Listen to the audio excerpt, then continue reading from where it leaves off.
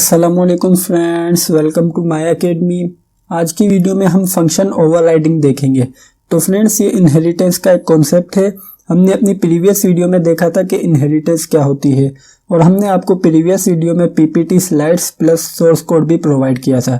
तो अगर आपने अभी तक प्रीवियस वीडियो नहीं देखी तो काइंडली प्रीवियस वीडियो देख लीजिए। तो अगर आपका इनहेरिटेंस का कॉन्सेप्ट क्लियर है तो आप फंक्शन ओवरराइडिंग का कॉन्सेप्ट इजीली समझ सकते हैं। तो फ्रेंड्स, आइए आज की वीडियो स्टार्ट करते हैं। तो सबसे पहले हम देखेंगे कि फंक्शन ओवरराइडिंग होती क्या है।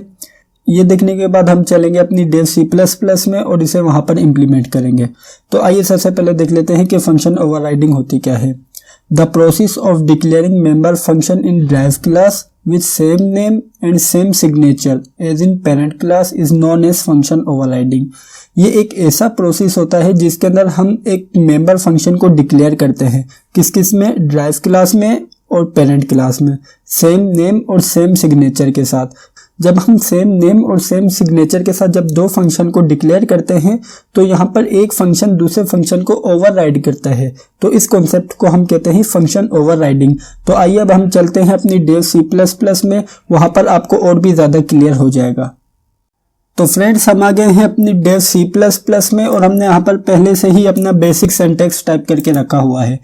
मैंने आपको वीडियो की स्टार्टिंग में भी बताया था कि जो फंक्शन ओवरराइडिंग है वो बेसिकली इनहेरिटेंस का कॉन्सेप्ट है। तो फ्रेंड्स, यहाँ पर हम इनहेरिटेंस का कॉन्सेप्ट ही यूज करेंगे। हमने अपनी प्रीवियस वीडियो में इनहेरिटेंस की टाइप में एक टाइप देखी थी जो कि है सिंगल इनहेरिटेंस।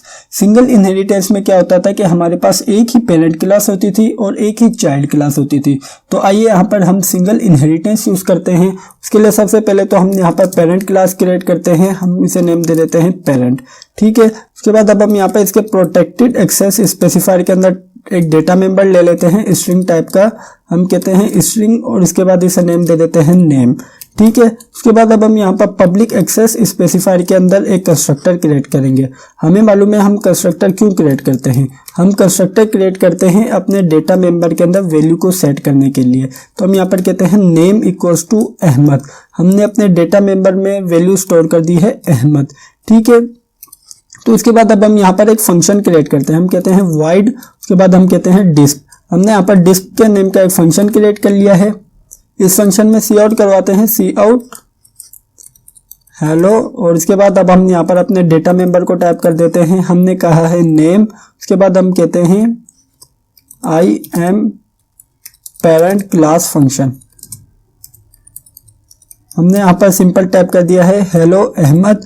हमारा स्क्रीन के ऊपर जब हमारा फंक्शन कॉल होगा तो हमारा स्क्रीन के ऊपर डिस्प्ले होगा hello Ahmad I am parent class function. तो फ्रेंड्स, इस तरीके से हमने यहाँ पर अपनी पेरेंट क्लास क्रिएट कर ली है। तो फ्रेंड्स, आइए हम यहाँ पर चाइल्ड क्लास क्रिएट करते हैं। तो हमने सबसे पहले तो क्लास का कीवर्ड टाइप किया है, उसके बाद हमने यहाँ पर सिंपल टाइप कर दिया है चाइल्ड। उसके बाद हम यहाँ पर रिलेशन का साइन यूज करेंगे। रिलेशन का साइन यूज करने के बाद अब हम यहाँ पर इसे टाइप करेंगे पब्लिक। क्यों?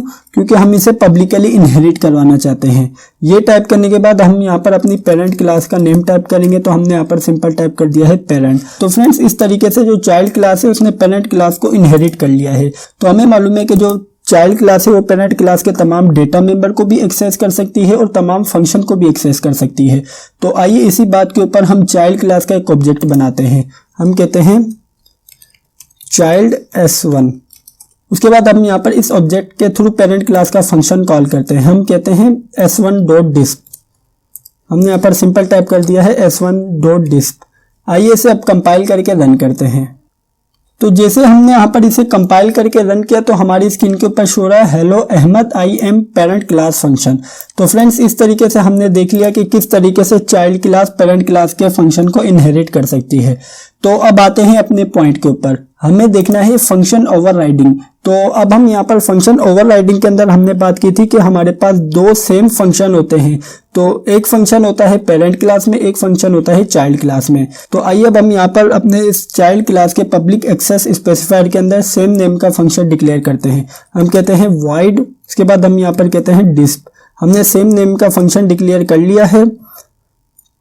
उसके बाद अब हम यहाँ पर सी आउट करवा देते हैं सी आउट। उसके बाद हम कहते हैं hello I am child class function.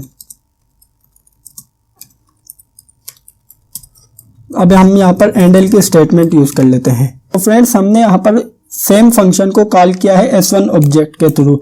तो अब क्वेश्चन ये अराइज होता है कि हमारा यहाँ पर कौन सा फंक्शन कॉल होगा, क्यों? क्योंकि इन दोनों के नेम भी सेम है और इसके पैरामीटर भी सेम है। इसका मतलब क्या है कि हमने यहाँ पर भी कोई पैरामीटर पास नहीं किया हुआ, इसी तरीके से हमने यहाँ पर भी कोई पैरामीटर पास नहीं किया हुआ। तो आइए इसे कंपाइल करते हैं। कंपाइल करने के बाद हम इसे रन करते हैं।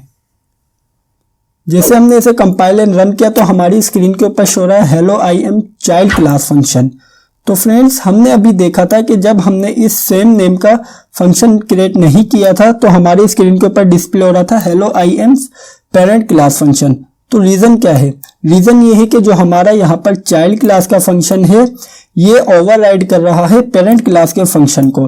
तो इसी वजह से हमारे पास स्क्रीन के ऊपर डिस्प्ले हो रहा है hello I am child class function और हमारा चाइल्ड क्लास का फंक्शन एग्जीक्यूट हो रहा है।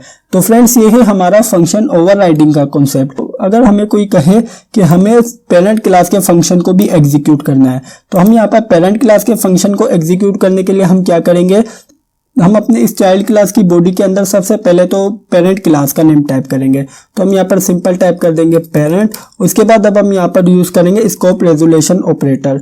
स्कोप रेजोल्यूशन ऑपरेटर यूज करने के बाद हम अपने इस पेरेंट क्लास के फंक्शन का नेम टाइप करेंगे। तो हमारे पेरेंट क्लास के फंक्शन का नेम भी डिस्प है, तो हमने यहाँ पर सिंपल टाइप कर दिया है डिस्प। आइए अब इसे यहाँ पर कंपाइल करके रन करते हैं। सॉरी, हमने यहाँ पर डायरेक्ट रन कर लिया है। अब इसे यहाँ पर कंपाइल करके रन करते हैं। जैसे हमने यहाँ पर इसे कंपाइल करके रन किया तो हमारे पास यहाँ पर पेरेंट क्लास का फंक्शन भी एग्जीक्यूट हो रहा है। हमारे पास सबसे पहले तो एग्जीक्यूट हो रहा है hello I am child class function. उसके बाद हमारे पास यहाँ पर एग्जीक्यूट हो रहा है hello Ahmad I am parent class function. तो फ्रेंड्स इस तरीके से हम फंक्शन ओवरराइडिंग के अंदर पेरेंट क्लास का फंक्शन भी एग्जीक्यूट करा सकते हैं।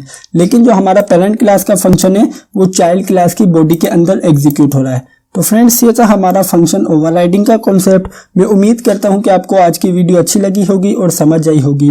अगर वीडियो अच्छी लगी है तो लाइक लाजमी कीजिएगा और अगर आपने अभी तक चैनल को सब्सक्राइब नहीं किया हुआ तो सबसे पहले चैनल को सब्सक्राइब कर लीजिए और बेल के आइकन पर लाजमी क्लिक कीजिएगा। Thank you for watching this video friends. Bye bye.